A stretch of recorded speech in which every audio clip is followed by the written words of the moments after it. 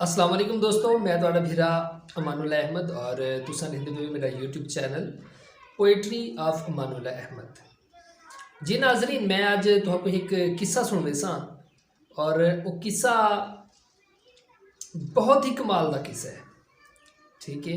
और किस्से का मौजू है कि अकल कहीं दी मिरास क्या नहीं होती, यानी अकल कहीं को विरासत क्या नहीं मिलती रहती। बहुत ज़बरदस्त किस्सा है और इल्मी किस्सा है। ठीक है। इहदे तो इल्म के पॉइंट बड़े लफ्ज़ हैं। तवज्जो दे नाल सुन सो भी और शेयर भी करे सो। वीडियो को लाइक ज़रूर कराएं। जी नाज़रीन, किस्सा शुरू करें। नाज़रीन, एक ताजर हा, वो तजारत वास्ते अपने मुल्क के विचों कहीं बे मुल्क दे वेंदा पिया है। वो थक जो गया ना, तो वो साही कढ़ण वास्ते एक वड्डे दरख्त के तलों, सायादार दरख्त के तलों साही कढ़ण वास्ते बह गए कि घोड़ा भी साही कढ़ गिन से और मैं भी साही कढ़ गिन सा। इतनी ही देर दे चो क्या ढेदे कि एक ब्याह भी घोड़ सवार हूँ दरख्त के तले आ गए साही कढ़ण वास्ते। दुआ दे विच गाल बात थी है, सलाम दुआ थी है, वाकिफ थी गई, अखलाक ने गाल ही थी और वर्ल्ड दुआ ने फैसला किया कि भी हुण अपनी अपनी मंजिल की तरफ चले गए। लेकिन इतफाक के नाल दुआ की मंजिल हिको तरफ आई, यानी कि जेड़े पासे ताजर वेंदा पिया है दूजा घोड़ सवार भी हूँ तरफ ही वजना हा। लेकिन दूजा जड़ा घोड़ सवार हा उनका घर हूँ तरफ आ जेड़े पासे ताजर वेंदा पिया है उनके रस्ते दे विच। खैर दूहें उथों टुर पे और रस्ते दे विच बिल्कुल खामोशी के नाल सफ़र तय किया पिया है। चुप करते यानी कि सफ़र तय करें दे पिया। तो जड़ा ताजर हा ना वो एक गाल कर दी दूजे घोड़सवार को कि यार तू मेरे को चाह घेन या मैं ते को चाह घेना। वो घोड़सवार बड़ा परेशान था कि यार मैं तो इनको अक्लमंद समझदा हूँ, लेकिन एक जी पागलियां की गाल कर दी है कि तू मेरे को चाह घेन या मैं ते को चाह घेना। बड़ा अंदरी अंदर परेशान था। खैर वो ताजर को आख्या कि यार देख, तू अपने घोड़े ते बैठी मैं अपने घोड़े ते बैठा, इहदे विच क्या गाल है कि तू मेरे को चाह घेन या मैं ते को चाह घेना। तू अपने घोड़े ते बैठी मैं अपने घोड़े ते बैठा। खैर अच्छा सफ़र दा थींदा पे। तो ये गल सुनते ना ताजर थोड़ा जा मुस्कराया और खामोशी के नाल दोबारा सफ़र जारी रखिया उन्हें। कुछ देर थी अगों एक फसल डिठी सारे दी है या कणक दी है। खैर वो पुछ गिदा ताजर ने दूजे घोड़सवार को कि यार मेरे को ये दसा कि ये जी फसल है ये खबीज गई है या हाली खावन वाली है। घोड़सवार वाकई बड़ा परेशान थी गया कि यार कैसे गल ही करें दे, बंदा तो मेरे को पागल जिहा लगदे, अहमक बंदा है यार, कैसे गल ही करें दे।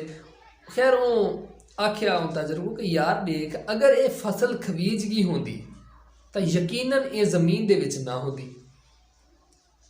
एक कहनी खादी हुई ये सबूत ही गल दा कि ये फसल जमीन दे खड़ी है। खैर ताजर मुस्कुराया और खामोशी के नाल सफ़र जारी रखिया। कुछ सफ़र तय था अगों एक जनाजा चाहिए वेंदे हैं कुछ लोग। ताजर ने त्रीजा सवाल वाला कर दिता दूजे घोड़सवार को कि यार ये जड़ा बंदा वेंदा पे ये मुर्दा चव्या वेंदे या जिंदा चव्या वेंदे। बंदे को गुस्सा चढ़ गया दूजे घोड़सवार को कि यार कैसे गल की वेंदी तू, भला जिंदा बंदे को मुर्दा शक्ल दे कोई चाहते वेंदे।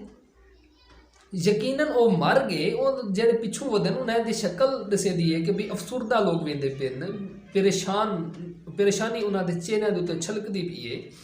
एक मुर्दे को चाहिए वेंदन हो, तू कैसे गल करेंदी कि भी जिंदा को चाहिए वेंदन या मुर्दे को चाहिए वेंदन, पागल तो ना भी। खैर ताजर बड़ा समझदार रहा, वो गाल का गुस्सा क्या नहीं किया, वो मुस्कराया और चुप करता सफ़र जारी रखिया उन्हें। कुछ दूर गया तो उनका घर आ गया दूजे घोड़सवार का। खैर घोड़सवार ने यह आख्या कि यार तू मुसाफिर ही ते सफ़र तेरा दूर दे, मेरा तो घर आ गए ते तू बह ते मैं रोटी पकवा देना ते कुख वेना ते होटल नाल नाल होंदे क्या ना। हाँ ते ओ ताजर ने भी आख्या भी चलो ठीक है, तेरी मेहरबानी जनाब, ते लिहाजा मैं वेट कर घेना, कोई गल नहीं पका घेना तुसा। ते ओ जै वेले घर गया ना घोड़सवार गुस्से और परेशानी दे आलम दे विच गया। बेटी को अज आख्या उसके बेटा एक पागल मुसाफिर है ते ओ को रोटी ॾियणी है वो दूर वेंदा पे तजारत की गर्ज ताजर है, लेकिन हे बड़ा अहमक।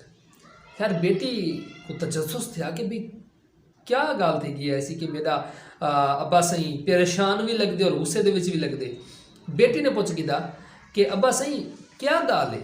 ਉਹਦੇ ਅੱਬੂ ने दसाया कि बेटा रोटी पका के ते उनको देवनी है, वो मुसाफिर शोदा दूर दे, लेकिन हे अहमक ते बड़ी पागलें वाली गल ही करे थे, पागलें वाले सवाल करें। बेटी ने पूछ किया कि अब्बा हजूर क्या सवाल की तेनों।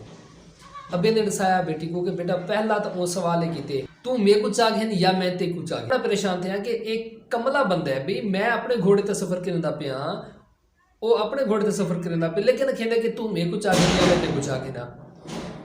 खैर बेटी ने आख्या कि अब्बा हजूर तुसा कितनी चुप करते ना सफर तय करने दे पिया वे, सफर चुप चुप दे विच तां ना थिंदा पिया ही, तुसा भी यानी कि चुप हो वो भी चुप होवे इवें तो ना हा। अब्बे ने कहा हाँ वाकई हाँ तो इवें। वल बेटी ने आख्या कि अब्बा हजूर ओंदी गाल तुसा समझे क्या ना वे, वो कहना पिया होसे कि यानी तुसा कोई गाल छेड़ो या कोई गाल मैं छेड़ देवां ताकि ये सफ़र ईजीली असां तय कर गिनो, उनका मकसद ये होसे। अब्बे को गाल समझ आ गई कि हाँ भाई वाकई गाल तो ठीक है, ताजर शायद सही हाथ बन जाते, मेरे को समझ नहीं आई। धी ने पूछा कि अब्बा हजूर दूसरा सवाल क्या हा होता। अब्बे ने दसाया कि बेटा दूसरा सवाल होता यह हा कि भी ये जड़ी फसल है ना ये खवीज गई है या खावन वाली है। तो मैं वो आखिम कि अदा गाल है कि अगर ये खवीज की होंगी तो यकीनन ये धरती दे विच ना खड़ी होंगी तो एक नज़र ना आती, एक खवीज गई होंगी तो एक कहनी खवीज गई तो कहीं वास्ते तो नजर आती पई है। उनकी धी बड़ी सियाणी है, अक्ल यार कहीं दी मिरास कहनी, अक्ल विरासत कह नहीं मिलती। सियाणियां दे घर गाहले जा पाउंदे और गाहले दे घर सियाणे जा पाउंदे। ते ही वास्ते ये दूसरा सवाल जब वो किया ना दसाया ना कि बेटा वो ये सवाल किते, उनकी धी ने गाल को समझ गई थे कि अब्बा हजूर गाल है कि उनका मकसद ये उसे कि ये जड़ी फसल राधी पिए एक रहावन आले बंदे ने कि थी कर्जा तो नहीं चाहते रहा था एक, यानी कि पहली खाग दी हो यानी कर्जा गिन की हो एक विचे से वेचते वो कर्जा ले से अपना, उनका मकसद ये हा। ते उन्हें बिल्कुल गाल समझे कि हाँ भाई गाल तो वाकई ठीक है। खैर जितनी देर रोटी भी तैयार थी गई कुछ ठीक कुछ साल रहना पिया। बेटी ने पूछा कि हजूर तीजा सवाल होता क्या है। तीजा सवाल उन्हें क्या किते कि वो सुनते तो आपको बिल्कुल गुस्सा चढ़ गए। वो तो दसो उनके अबू ने दसाया कि बेटा तीजा सवाल जरा ना वो बड़ा ही अजीब सवाल कर थे कि जेड़ा बिल्कुल ही जरा ना गया गुजरिया सवाल हा। अब हजूर क्या वो सवाल किते।